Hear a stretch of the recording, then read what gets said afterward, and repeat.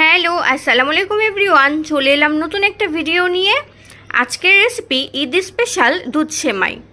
কিভাবে বাসায় ঈদের দিনে এই দুধ সেমাইটা রান্না করবেন সেটা আজকে এই ভিডিওতে দেখতে পাবেন। ঈদের দিন মিষ্টি মুখ করে নামাজে যাওয়া সুন্নত, তাই আমার কাছে মনে হয় ঈদের দিনের জন্য এই সেমাইটা পারফেক্ট একটা ডেজার্ট আইটেম। এখন সেমাইগুলো রান্না করার আগে এভাবে ছোট ছোট করে ভেঙে নিব।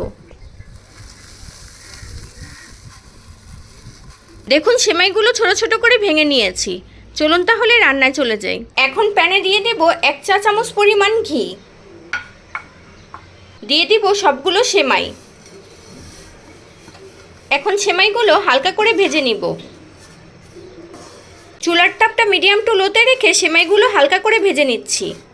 সেমাইগুলো ভাজা হয়ে গেছে, এখন চুলার থেকে নামিয়ে ফেলবো। এখানে নিয়েছি 1 লিটার লিকুইড দুধ, আর দুধটা আমি আগে থেকে জাল দিয়ে নিয়েছি। এখন সেমাইগুলো এই দুধের মধ্যে দিয়ে দিব। দুধের সাথে সেমাইগুলো খুব ভালো করে মিক্সড করে নিচ্ছি, আর এই পর্যায়ে চুলার তাপটা কিন্তু মিডিয়াম আঁচে থাকবে। এখন এর মধ্যে দিয়ে দিব কিছু দারুচিনি আর এলাচ, দিয়ে দিব পরিমাণ মতো চিনি। আবারও সবগুলো একসাথে একটু ভালো করে নেড়ে নিব। কিছুক্ষণ পর পর এভাবে একটু নেড়ে চেড়ে নিব।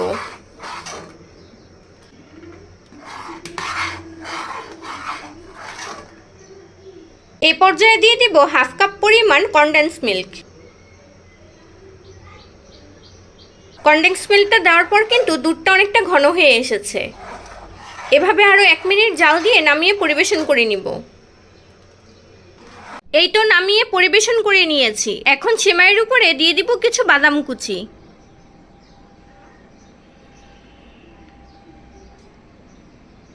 আর দিয়ে দিব কিছু কিশমিশ।